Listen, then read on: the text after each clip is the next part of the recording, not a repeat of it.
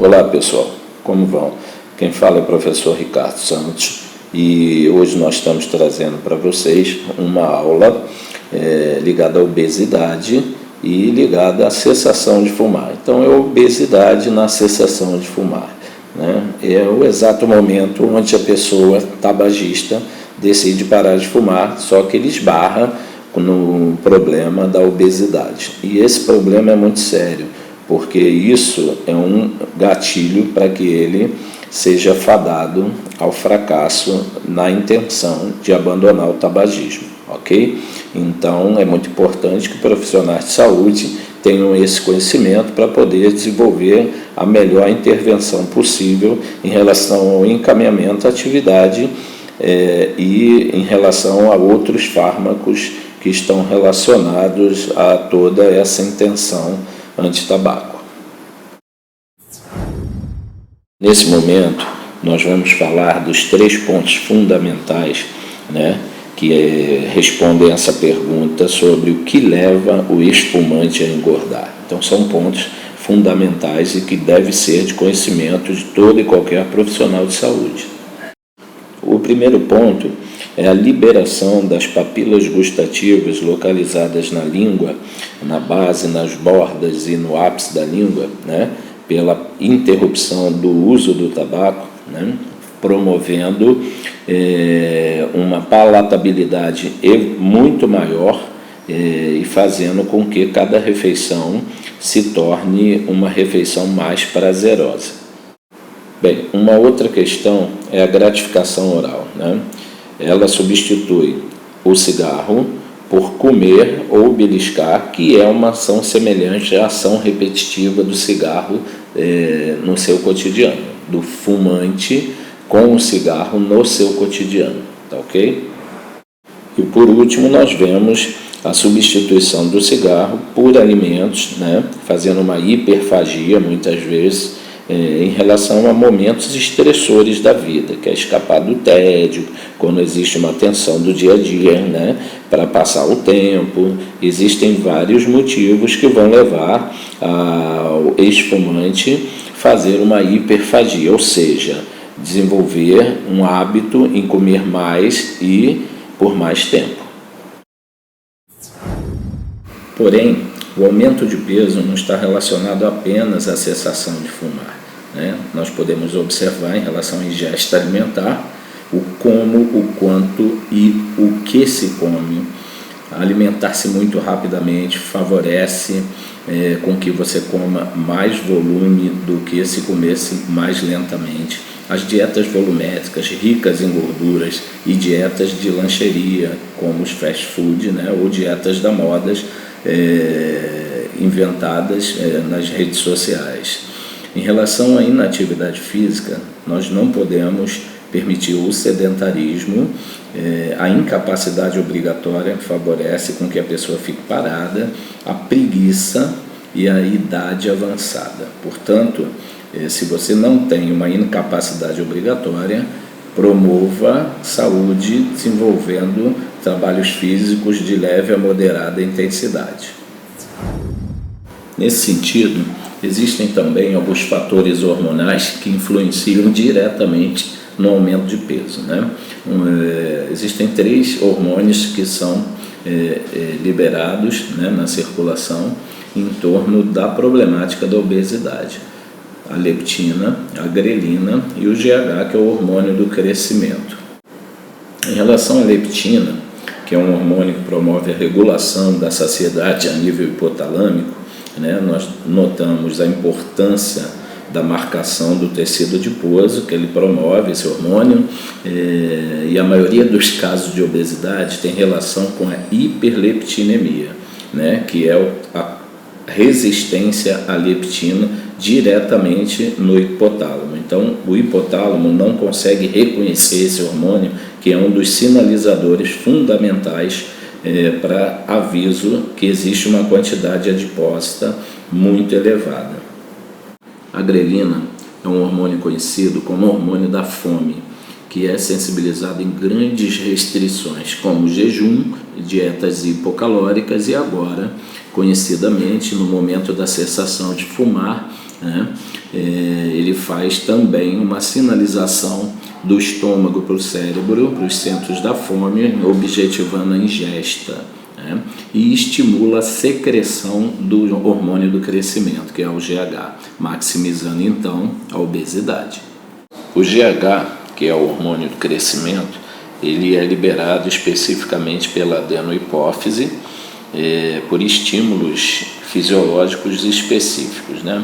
Ele é um hormônio fantástico, porque acelera a oxidação de ácidos graxos ao mesmo tempo que ele aumenta a captação de aminoácidos. Quer dizer, ele é um hormônio que é fartamente encontrado nos jovens e tem muita escassez nos velhos, ok? Algumas pessoas fazem uso do GH de forma exógena, só que isso é um risco configurado muito grande por conta do efeito diabetogênico que ele causa. Portanto, em relação a isso, a busca incessante pela juventude deve ser repensada nesse momento.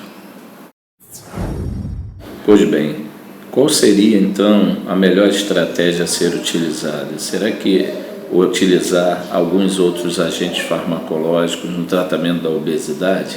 Nós temos que levar em consideração que no caso do ex-fumante, ele já faz uso de alguns medicamentos, certo? Assim mesmo, vamos tentar explanar a respeito de alguns fármacos anti-obesidade, né? Primeiro ponto, temos os anorexígenos, né, que são a diotilpropiona, fempreporex, o mazindol, né, e as metanfetaminas. Alguns desses medicamentos já foram até erradicados na estratégia anti-obesidade. Os remédios serotoninérgicos são também vastamente utilizados na luta contra a obesidade. Então, nós temos a fluoxetina, né, que é um antidepressivo com propriedades anorexígenas, e a sibutramina, né, que tentaram erradicar do mercado, mas retornou aí com muita força, né, e ele inibe realmente a fome e aumenta o efeito da saciedade.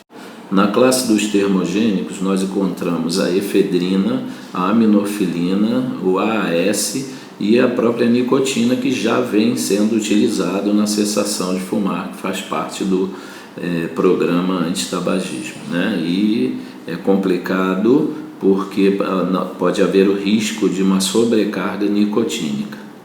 E o orlistat, que é o xenical, é um antiabsortivo e o próprio nome já fala, né? Ele impede a absorção das gorduras ingeridas.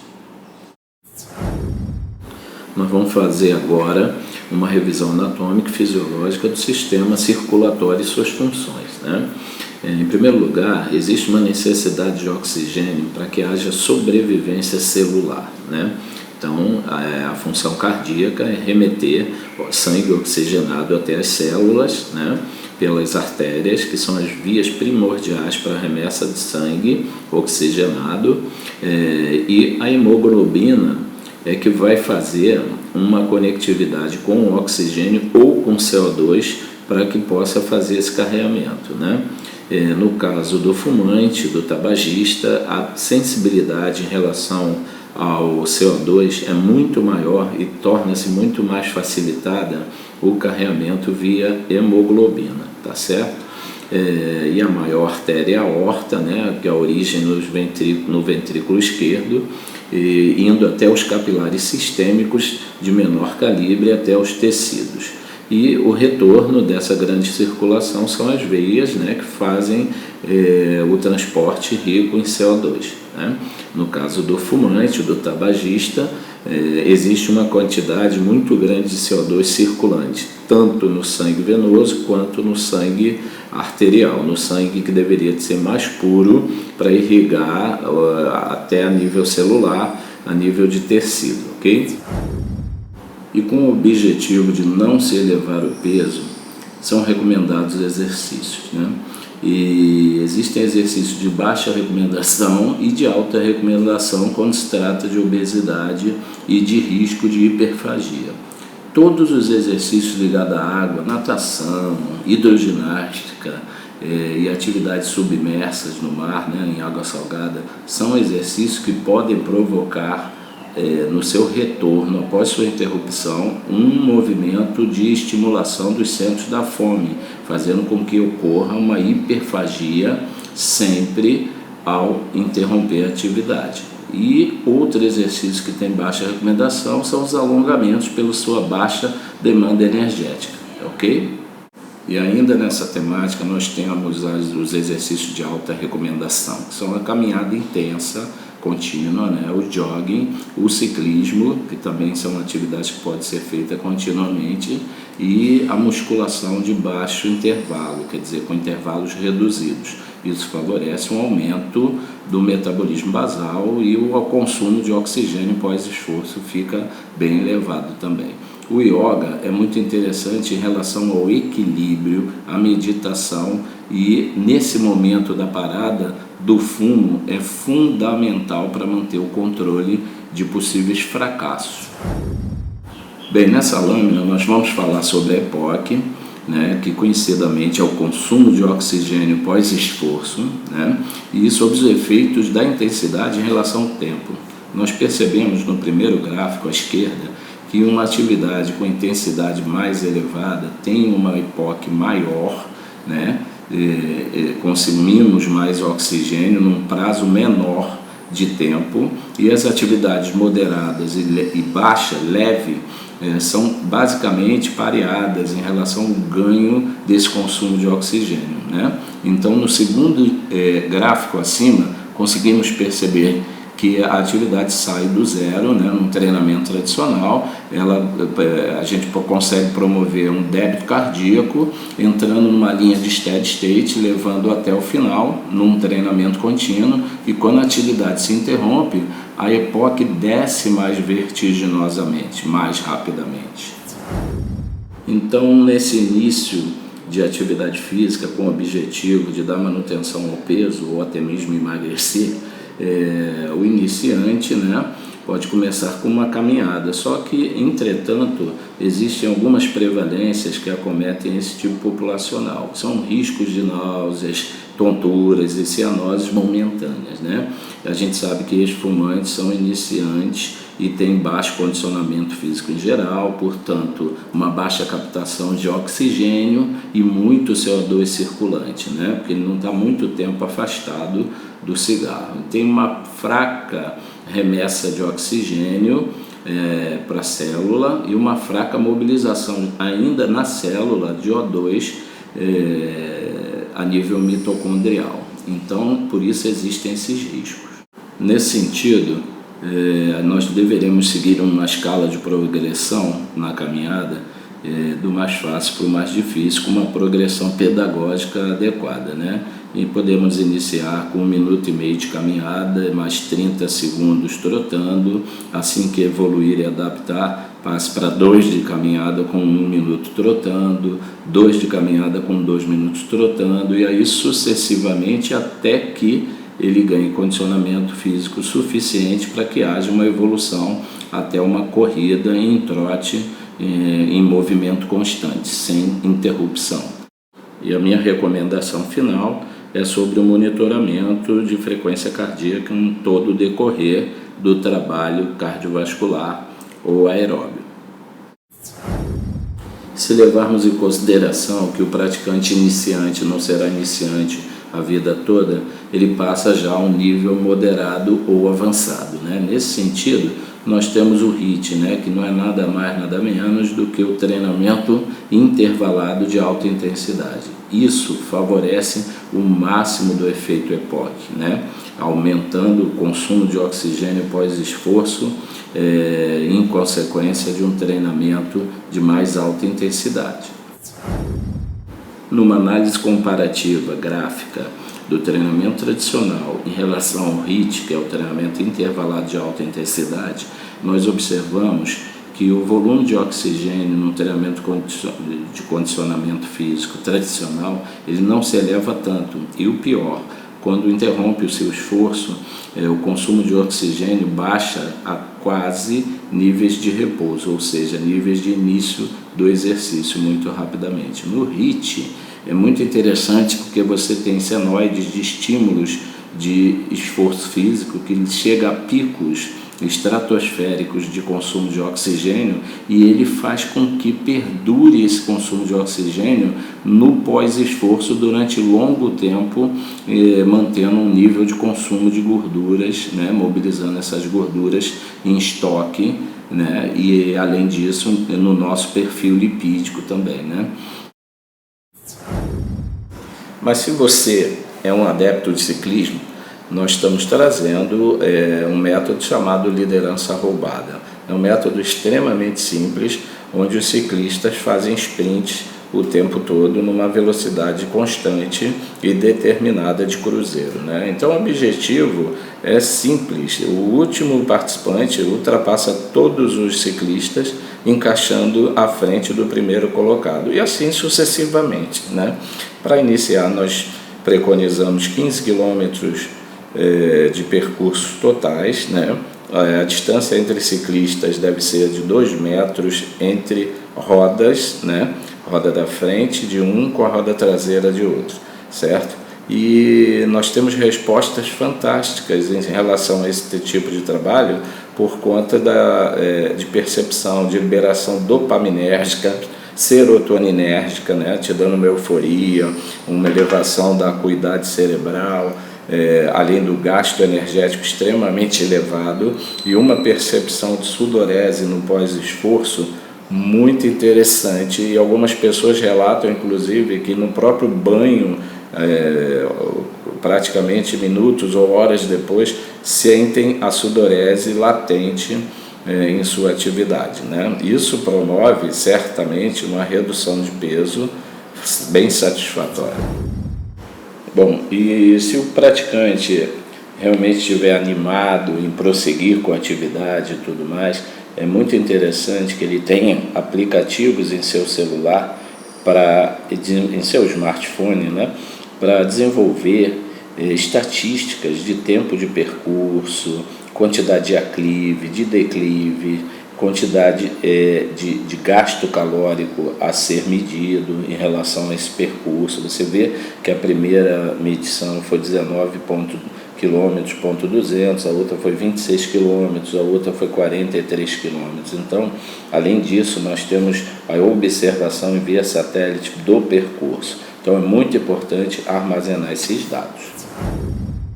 Então, para pessoas que não têm recurso ou gostam de correr, pode desenvolver o HIIT em escadas, porque é bastante interessante, os resultados são muito próximos e muitas vezes mais evoluídos até do que em esteira ou em pista ou bicicletas, né? Ele é um trabalho contra a força gravitacional, né? E deve ser ponderado, né? Iniciando com 30 degraus de subida, e passando à medida do condicionamento para 40, 50, 60 degraus e assim sucessivamente. E com o passar do tempo, poderá ser desenvolvido a evolução para subindo de 2 em 2 degraus, né? O importante é saber que a descida sempre deverá ser feita lenta, com lentidão. Bem, além das corridas, caminhadas e trabalhos com ciclismo, que são atividades aeróbias, nós também desenvolvemos treinamento contra a resistência, que são as atividades de musculação, para favorecer um aumento de massa magra, quer dizer, um aumento da área de secção transversa do músculo, com isso elevando a atividade metabólica, né? O gasto metabólico é maior, né? Nós favorecemos também uma balança energética bem negativa em relação à ingesta das pessoas, que deveriam de ser ingestas mais balanceadas. Pois é, pessoal. Então nós vamos falar agora sobre alguns treinos com peso objetivando emagrecimento, certo? O primeiro deles é o circuit training, que é um treinamento de circuito, onde a gente faz um revezamento de grupamentos musculares, objetivando que não haja estresse em cada grupo, certo? E podemos minimizar ao máximo os intervalos, promovendo maior intensidade. O outro é o interval training, né? Que é um treinamento intervalado, que nos intervalos nós podemos focar tanto com exercícios localizados como abdominais, né, agachamentos e tudo mais, quanto trabalhos aeróbios de intervalo, né? Isso favorece inclusive uma captação de oxigênio rapidamente, mesmo que seja para ter possibilidade de desenvolver a próxima máquina, o próximo exercício e por aí sucessivamente. E o superset, né, que é a combinação de dois grupos diferentes, né, agonista, antagonista ou separados por segmentos, favorecendo um trabalho de mais alta intensidade e mais longo dentro do set, né? E o drop set, que já é para pessoas um pouco mais avançadas, né, pois trabalha com concentrações elevadas de lactato sanguíneo, né? Desenvolvemos trabalhos pesados, com menor número de repetições, e um trabalho mais leve ou moderado, com um pouco mais de repetição, mais volume, ok? Em relação a evidências no emagrecimento, quanto à atividade física, podemos dizer que ela é coadjuvante em relação à perda de peso. Ela promove vários benefícios, né? Entre eles o fortalecimento, o estímulo de liberação de GH, que é o hormônio do crescimento, né? O aumento da taxa metabólica basal. Nós temos a elevação da EPOC, né? Que é o consumo de oxigênio pós-esforço, que já verificamos anteriormente. Ativação da circuitaria cerebral, liberando após um esforço intenso a serotonina, a dopamina, né, e todos os neurotransmissores necessários. Manutenção da massa magra, desde que você desenvolva trabalhos contra a resistência, né, melhorias na mobilidade, né, articular, né, e como um todo, e eleva o HDL colesterol, reduzindo também o LDL colesterol, que é o colesterol ruim, e dentre outros benefícios diversos. Em relação à dieta, ela é considerada por mim e por outros pesquisadores como protagonista em relação ao emagrecimento, né? Mas ela não maximiza a massa magra sem esforço, é interdependente da atividade física, ela não remove apenas gordura, ela desce o peso como um todo, o peso total, né? E não existe precisão na ingesta, né? Pode ter um desvio padrão muito elevado e remove radicais livres se for bem desenvolvida com alimentos antioxidantes, né? Mas tem distâncias entre consultas muito grandes, isso deve ser revisto pelas nutricionistas, e apenas reduz os níveis de colesterol LDL. Por fim, nós devemos atentar para o detalhe das duas estratégias estarem sempre concatenadas, sempre andando lado a lado. Mas antes de qualquer submissão de esforço, nós temos que lembrar que nós devemos realizar uma consulta médica, objetivando fazer um check-up de rotina, né? E para que o médico possa testar os níveis de aptidão para a prática de exercício físico orientado, né? E nessa consulta provavelmente ele vai pedir exame sanguíneo, né? Para verificar perfil lipídico, glicemia e etc. Além disso, antes de praticar o primeiro nível de esforço, nós devemos realizar uma boa avaliação física, né, que tenha não só teste de composição corporal, mas teste de força, resistência, né, uma boa avaliação postural e possivelmente um teste de VO2 máximo para observar como está a tua condição cardiovascular e respiratória, tá? E lembre-se, todo e qualquer exercício físico deve ser orientado por educador físico. Nesse momento crítico, né, nós matamos realmente 2 coelhos com uma só cajadada. Além de favorecer com o exercício físico específico a interrupção do cigarro, gerando novos prazeres para esse indivíduo, com a liberação de neurotransmissores específicos, nós também, além de impedir a elevação do peso, que era um temor, nós conseguimos desenvolver até um emagrecimento, ok? Pois é, pessoal, chegamos ao final de mais uma videoaula técnica, né? Dessa vez de obesidade ligado ao tabagismo, né? E se nada der certo, em suas intervenções, vocês estão liberados para entrar em contato comigo, aí estão os meus contatos, mas o lugar mais correto seria em comentários no próprio vídeo, né, para a gente fazer um acerto de informações que todos possam compartilhar, tá ok? E não deixem de se inscrever no canal, né? Nosso canal é ligado à qualidade de vida, à saúde, à salutaridade, né? Saúde coletiva, falamos de diversos temas e sempre que houver novas publicações vocês terão em primeira mão. Um abraço.